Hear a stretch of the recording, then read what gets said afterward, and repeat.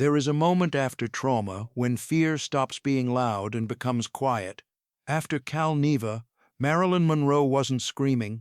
She wasn't making accusations. She wasn't naming names or pointing fingers at powerful men who might have hurt her. She was doing something far more disturbing, something that people who loved her found impossible to witness. She stopped trusting everyone, not just studio executives who had destroyed her career, not just the powerful men whose names circulated in whispered conversations, everyone, her publicist of years, her housekeeper who lived in her home, her psychiatrist who had become the center of her daily existence. In the 2 weeks between her return from Cal Neva Lodge in late July 1962 and her death on August 5th, Marilyn Monroe constructed invisible walls between herself and every human being in her life. And those walls, built from traumatized neural pathways and confirmed by a world that kept proving itself unsafe, became the architecture of her final isolation. If you're continuing this journey to understand what really happened to Marilyn Monroe in the summer of 1962, subscribe to this channel, because this story gets more heartbreaking the deeper we go. In the last video, we explored what happened inside Marilyn Monroe's mind after the Cal Neva weekend. We examined how trauma literally rewires neural pathways, how Dr. Ralph Greenson documented her paranoid reactions not as mental illness but as adaptive response to genuine threat. We understood that Marilyn's brain wasn't broken. It was functioning exactly as evolution designed traumatized brains to function, scanning constantly for danger because danger had proven itself real and present. But understanding what happens inside the brain is only half the story. The other half is what happens between people. Because when your neural pathways rewire for perpetual threat detection, when your amygdala hijacks your prefrontal cortex, you can't maintain normal human relationships. Connection becomes neurologically impossible. Trust isn't just difficult, it's literally beyond your nervous system's capacity. This is where Marilyn Monroe's tragedy moved from internal psychological crisis to complete social collapse. After Cal Neva, she became unable to feel safe around anyone, ever, under any circumstances. What does a woman do when she no longer feels safe around people? She pulls away, she closes doors, she questions every motive, analyzes every word, interprets every silence as potential threat. And that is exactly what Marilyn Monroe did in her final 2 weeks. Not because she was difficult or paranoid, but because her traumatized nervous system was trying desperately to keep her alive, using the only strategy it knew: isolation. Dr. Ralph Greenson used a specific word to describe Marilyn Monroe that explains everything about what happened after Cal Neva. He called her a waif. This wasn't casual description, it was precise clinical terminology. A waif, in Greenson's framework, is someone who appears strong and capable on the outside while remaining emotionally unprotected and fundamentally vulnerable on the inside. The public sees Marilyn Monroe the sex symbol, the movie star who could command millions. But Greenson saw Norma Jean the abandoned child, the foster home survivor, the woman whose entire sense of self was built on approval from others because she never developed internal stability. When a waif experiences trauma, something specific happens to their trust architecture. It doesn't erode gradually, it collapses, completely, instantly, because a waif's trust was never structurally sound to begin with. It was built on desperate hope rather than secure attachment. Every time someone proved trustworthy, the waif experienced it as miraculous exception. Every time someone betrayed them, it confirmed the foundational belief: the world is unsafe, people will hurt you. Trust is a dangerous delusion. After Cal Neva, whatever specific events occurred during that weekend, Marilyn's waif psychology activated completely. The fragile trust she had constructed around certain people shattered, and when a waif's trust collapses, they don't just become cautious, they become hypervigilant about human connection itself. Every interaction gets analyzed for hidden agenda. Every gesture gets interpreted through lens of potential threat. Tone of voice matters more than words. Silences become heavy with unspoken danger. Marilyn stopped assuming kindness. She started assuming strategy. When someone offered help, she asked herself, what do they really want? When someone expressed concern, she wondered, who are they reporting to? When someone tried to get closer, she instinctively pulled back because closeness meant vulnerability and vulnerability meant danger. This wasn't clinical paranoia.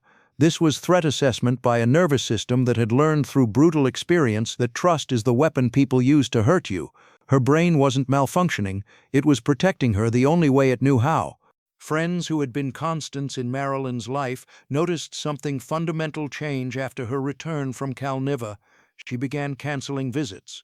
She avoided gatherings. She kept phone conversations brief, cutting them short with vague explanations about being tired.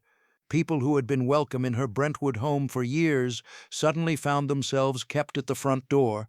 The spontaneous intimacy, the long conversations about life and fears, all of it evaporated. Pat Newcomb, Marilyn's publicist and one of her closest companions, experienced this withdrawal acutely. Newcomb had been more than professional associate. She had been friend, confidante, someone Marilyn trusted with vulnerabilities she hid from the world. But after Cal Neva, something shifted. The easy intimacy was gone. Marilyn became guarded, careful, questioning. She asked Newcomb detailed questions about who she had spoken to, what conversations had occurred, whether anyone had been asking about Marilyn's schedule. The questions weren't casual curiosity, they were interrogation driven by fear. This wasn't arrogance or diva behavior, it was fear manifesting as social withdrawal. Because when trauma rewires the brain for hypervigilance, connection stops feeling like comfort and starts feeling like exposure. Every person who knows details about your life becomes potential security risk. Every conversation becomes possible leak. Isolation doesn't feel lonely to a traumatized nervous system, it feels safe. The tragic irony is that Marilyn needed connection more than ever during this period. But her brain, operating on traumatized neural pathways that coded connection as risk, pushed away the very support that might have saved her life. And the people around her, not understanding the neuroscience of trauma response, interpreted her withdrawal as choice rather than symptom. They felt hurt by her distance. They took personally what was actually neurological, and the space between Marilyn and potential help grew wider every day. Dr. Ralph Greenson believed that structure would protect Marilyn Monroe. He implemented therapeutic interventions designed to create stability, regular therapy sessions multiple times per week, carefully monitored medication schedules, limited access to people Greenson considered destabilizing, a tightly controlled environment where every major decision passed through his evaluation. He even arranged for Marilyn to spend time with his own family, violating traditional therapeutic boundaries, but believing it would provide the family structure she had never experienced. From Greenson's perspective, this intensive approach was necessary. His intentions were protective, rooted in genuine clinical concern for a patient he believed was in mortal danger. She needed external structure because her internal systems were overwhelmed. Greenson was trying to create a therapeutic container strong enough to hold someone who was falling apart, but from Marilyn's traumatized perspective, structure didn't feel like protection, control didn't feel like care. Who was deciding things for her? Why was access to others being limited? Why was her schedule controlled by someone else? From her vantage point, these patterns felt terrifyingly familiar: powerful people controlling vulnerable women, authority figures making decisions about her life without consulting her, her autonomy being stripped away by someone claiming to know what was best. The heartbreaking aspect is that both perspectives contain truth. Greenson was genuinely trying to help, but his methods, however well-intentioned, replicated the exact power dynamics that had traumatized Marilyn throughout her life. The studio system that owned her, the foster homes that decided her fate, the powerful men who used her, and Marilyn's nervous system, shaped by decades of those experiences, couldn't distinguish between control that harms and structure that helps. Her amygdala coded all external control as threat, regardless of intent. When you've been exploited by people claiming to protect you, your brain stops believing in benevolent authority, it just sees power, and power equals danger. Eunice Murray occupied a complex position in Marilyn's final months. Officially, she was live-in housekeeper, but Murray had been recommended by Greenson, and her role expanded beyond normal household management. She monitored Marilyn's activities. She reported back to Greenson about mood, behavior, visitors, phone calls. She controlled access to the home and managed medication schedules. From Greenson's clinical perspective, Murray's presence was necessary oversight. From Murray's own perspective, she was likely trying to help. But from Marilyn's traumatized vantage point, Murray's role began to feel less like help and more like surveillance, regardless of anyone's actual intent. Every time Murray asked a question, Marilyn heard interrogation. Every time Murray was present during a phone call, Marilyn felt monitored. The house that should have been her sanctuary became location of constant observation. Marilyn began testing Murray, asking questions designed to reveal whose interests Murray served. She would tell Murray one thing and Greenson something different, then watch to see if information leaked.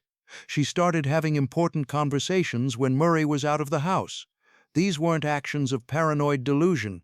These were rational attempts to assess threat level from someone whose role had become fundamentally unclear. The tragedy is that Murray probably did care about Marilyn. But care doesn't matter when trust has collapsed. Murray's genuine concern couldn't override the structural reality that her position was compromised, that she was reporting to someone else, and to Marilyn's traumatized nervous system, that made the situation dangerous regardless of Murray's personal feelings. Marilyn Monroe became profoundly cautious about telephone conversations in her final weeks. Friends who called noticed the change immediately. She would answer with long pauses before speaking, as if analyzing who might be listening. She spoke in vague generalities rather than specifics, avoiding names and dates. Conversations that used to flow naturally became stilted, careful, weighted with unspoken caution. This pattern reflects what trauma psychology calls threat anticipation. The mind becomes convinced that danger is always imminent. You scan constantly for signs of threat. You analyze tone for hidden hostility. You interpret questions as interrogation. You assume anything you say might be recorded, repeated, used against you. Silence starts feeling safer than honesty because silence can't be weaponized. At the time, phone surveillance of public figures was not unheard of in certain contexts. Marilyn knew this. Whether or not her specific phone was monitored, the possibility existed in her awareness, and that knowledge, combined with her already hypervigilant nervous system, fed her fear. The threat didn't need to be confirmed to feel real, but here's the terrible complexity. Even when external threats exist, even when caution has rational basis, the psychological response can become so extreme that it creates additional danger. Marilyn needed to communicate with people who could help her, but her fear made her increasingly unable to use the very tools that might have provided lifelines. She retreated into silence not because silence was objectively safe, but because her nervous system had lost the ability to distinguish between genuinely dangerous communication and normal, helpful conversation. Marilyn's loss of trust after Cal Neva extended beyond individuals to encompass entire systems.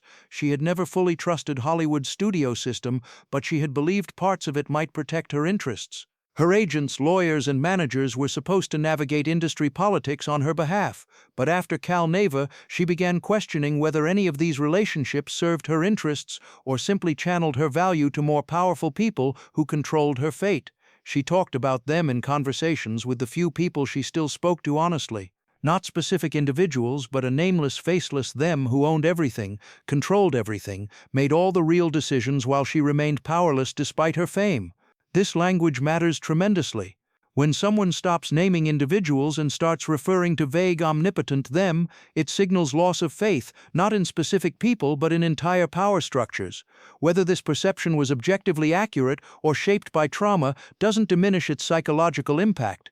From Marilyn's vantage point, from inside a nervous system rewired for threat detection, the belief felt absolutely true. And that belief represents profound crisis because it eliminates hope. When you believe specific people have hurt you, you can seek out different people, new allies. When you believe the entire system is designed for your exploitation, there's nowhere to turn. You're trapped with no legitimate path to safety. Modern research on institutional betrayal trauma helps us understand this. When someone is harmed not just by individuals but by institutions that were supposed to protect them, the psychological damage goes deeper. It creates what researchers call learned helplessness, the conviction that nothing you do will change your circumstances. And once learned helplessness sets in, once hope evaporates, the person stops trying to save themselves. They stop seeking help because they believe help doesn't exist. Psychologists who study psychological crisis will tell you something counterintuitive.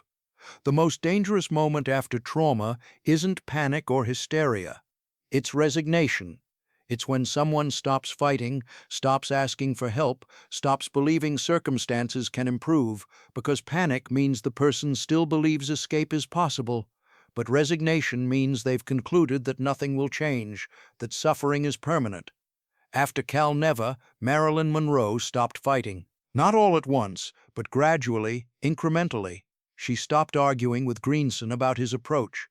She stopped questioning Murray. She became quiet, compliant, subdued. People who misunderstood trauma psychology might have seen this as improvement, but people who understand the neuroscience of collapse recognized it as something far more dangerous. She wasn't accepting help, she was giving up.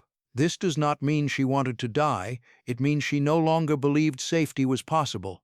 There's a profound difference between suicidal intent and traumatic resignation. Suicidal intent is active decision to end life. Traumatic resignation is passive collapse into hopelessness, the loss of belief that continued survival will lead to anything other than more suffering. Marilyn's state in her final days was the latter. Her nervous system, pushed past its capacity, was shutting down not because she chose death, but because her brain could no longer sustain the neurological effort of constant hypervigilance. The phone calls she made in her final days reflect this resignation. She reached out to a few people with vague expressions of exhaustion and hopelessness. She talked about being tired, about not knowing how to keep going. These weren't suicide threats. They were quiet statements of defeat from someone whose nervous system had been operating at maximum stress capacity for so long that it simply couldn't continue. The tragedy is that people receiving these calls didn't recognize them as emergency signals because they weren't loud or dramatic. Retreat is not recovery. Silence is not peace. When someone who has been fighting stops fighting, that's not improvement. That's the most dangerous psychological state possible because it means the person has lost hope that anything they do will matter. After Cal Neva, Marilyn Monroe didn't trust people. Then she didn't trust systems. Soon she didn't trust the future itself. Between her return from Cal Neva in late July and her death on August 5, 1962, 9 days passed. 9 days analyzed for conspiracy theories, scrutinized for evidence of foul play. But the real question those 9 days answer isn't about external forces, it's about internal collapse. What happens in the days between fear and resignation? What does psychological collapse look like when a traumatized nervous system reaches the absolute limit of what it can endure? The next video will examine those 9 days in detail, not through the lens of conspiracy, but through the framework of trauma neuroscience. We'll look at the phone calls she made, the people she saw, the medication she took, the final expressions of fear and exhaustion that marked her last week alive. Because understanding what happened to Marilyn Monroe requires understanding what happens when a human nervous system is pushed past its breaking point, when trauma responses become so extreme that normal functioning is impossible. Those 9 days tell a story that still hasn't been fully understood. A story about the terrible limits of human neurology and the catastrophic cost of trauma that never gets adequate treatment. And that story matters not just for understanding one famous woman's death in 1962, but for understanding what continues to happen to traumatized people whose cries for help are subtle, whose collapse is quiet, whose final resignation goes unrecognized until it's too late. If this analysis resonates with you, if you want to understand the real psychological crises that Hollywood's golden age created and covered up, if you're interested in how trauma affects the human brain and what we can learn from these stories, subscribe to this channel. This series will continue following Marilyn Monroe through her final days, examining not conspiracy theories but the documented psychological crisis that neuroscience can now explain. The story gets more heartbreaking the deeper we go, but understanding what happened matters for everyone who's ever experienced trauma, everyone who's ever watched someone they love retreat into isolation. Part 3 will explore those final 9 days, and the truth we find there might be more devastating than any conspiracy theory because it's completely, tragically, unbearably human.